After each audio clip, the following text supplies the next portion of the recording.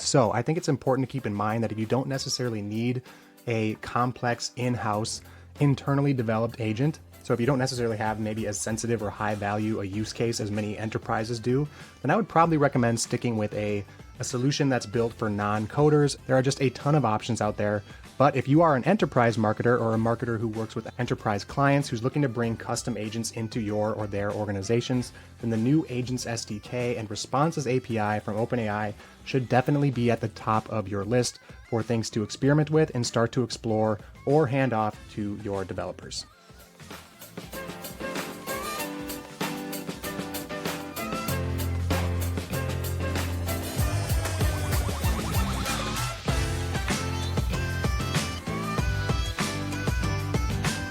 What is up, everybody? Welcome to another episode of the AI Marketing Navigator. This is your daily compass in the ever-evolving world of AI marketing. Okay, navigators, we are back tonight talking about more agent news in the AI world, and this is a big one, particularly for marketers who may work within an organization that has their own internal development team, or for marketers who are tech-savvy enough to use APIs and coding tools for themselves.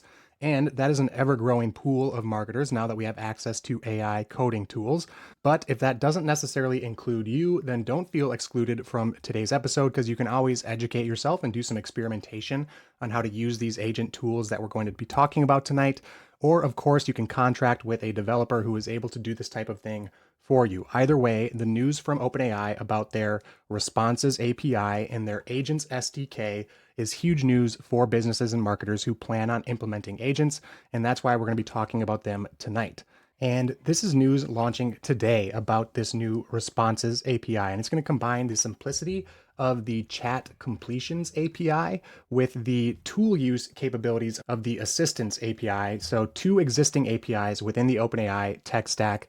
And this is going to allow developers to integrate OpenAI models and their specifically built-in tools for agents and agentic operations into their applications in a much more seamless and efficient manner without having to deal with multiple API instances from multiple different vendors and platforms.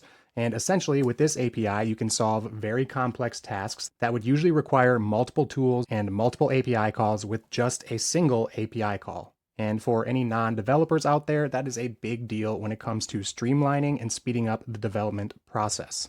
And we are going to go through the different tools that are actually available within this API. And we're also going to go through the Agents SDK. And remember, this is pretty technical information. So if you are a marketer who does not plan on getting into the nuts and bolts of these tools and building something with the SDK or the API yourself, then absolutely share this information with either a contracted developer or an in-house developer on your team so that you can utilize these capabilities. And we will go through a pretty basic step-by-step on how this API can be used if you do want to try something like that. But for now, let's go through each of these tools that are going to be included in this new API, the new Responses API. First, they are going to be the web search tool, the file search tool, and the computer use tool. So you should already be able to tell that that is covering a lot of bases when it comes to what an agent needs to be able to do on our device to be useful. The web search tool is going to be powered by the same model that's powering the ChatGPT search capabilities. It's going to give you real-time information from the web, and it's going to give you citations and sources for that information and then compile it for you. Then you have the file search tool, which allows information to be pulled or retrieved from huge files or data sets with tons of different documents. And this tool enables things like the ability to process and search and filter through all of the variable metadatas on those files. It is particularly useful in use cases that involve large code bases or huge databases and documentations, maybe case files or legal use cases for health and legal purposes. And then lastly is the computer use tool. And this is the tool that powers the operator feature for ChatGPT to perform tasks directly on your computer screen through that visual user interface. And this is going to be what enables developers to automate the actual tasks that are going to be backed up by the web search and file search information retrieval abilities. Now, the Agents SDK is also being released and introduced alongside the Responses API, and I'll just go straight to a quote from the product manager at OpenAI's API team, Nikunj Handa, where he says, "The Responses API functions as this fundamental unit employing models and tools to accomplish specific tasks. The Agents SDK allows for multiple of these fundamental units to collaborate in tackling more complex challenges."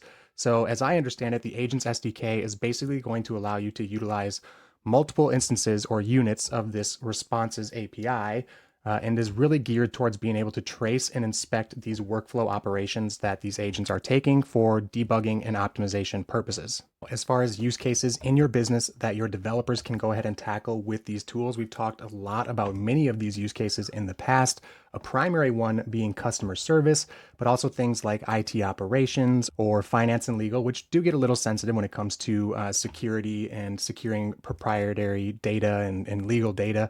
Always needs to be considered, especially in things like healthcare, which is also another use case.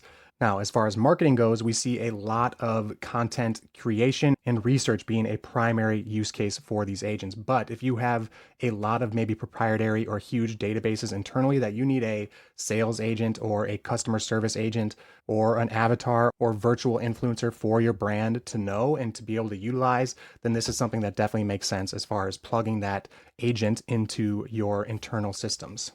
Now, this next part here is a bit technical, and I'm actually going to share a link to the Perplexity report, the Perplexity search results that I used to research for today's episode, because they actually provide some real code examples that you can copy and paste for multiple different languages, including JavaScript and Python, on how to do some of this API use. But the steps can be broken down pretty simply and summarized in the following way. First, you set up your OpenAI account. It's going to be a little bit different from your ChatGPT account. You're going to need to set it up at platform.openai.com. That's where you're going to get your API key. And then the next step is to install the OpenAI SDK. Again, check out the link in the show notes for examples on how to do that in JavaScript or Python. If you're watching along on video right now, you're seeing those examples on the screen. And then the next step is to initialize the client for the OpenAI in JavaScript or Python. Next here is to create your response, implement any tools that you need to use like web search, and then lastly, allow for a chat history with OpenAI across different agent requests. So 2025 absolutely continues to be the year of the agent, and we talk a lot about just out-of-the-box tools and platforms that allow you to use agentic features and take advantage of that technology. So I think it's important to keep in mind that if you don't necessarily need a complex in-house, internally developed agent, so if you don't necessarily have maybe as sensitive or high value a use case as many enterprises do, then I would probably recommend sticking with a solution that's built for non-coders. Again, something out of the box, some sort of SaaS agent platform. We have talked about many of those like Crew.ai, which is actually even a little bit technical still, but Lindy.ai or Agents.ai or Convergence.ai from yesterday's episode. There are just a ton of options out there. But if you are an enterprise marketer or a marketer who works with enterprise clients who's looking to bring custom agents into your or their organizations, then the new Agents SDK and Responses API from OpenAI should definitely be at the top of your list for things to experiment with and start to explore or hand off to your developers. Okay, that does it for tonight's episode. If you enjoyed the show or found it useful in any way, please do me a favor and follow on Spotify or subscribe on your podcast platform of choice. A review on top of that would be even more appreciated and is by far the most helpful thing you could do for the show. Also, if you are watching on YouTube, make sure to hit that subscribe button and turn on all notifications so you get notified each day when our episode drops. Until then, and as always, thank you so much for joining me, and remember to stay curious, stay consistent, and keep navigating forward. Bye.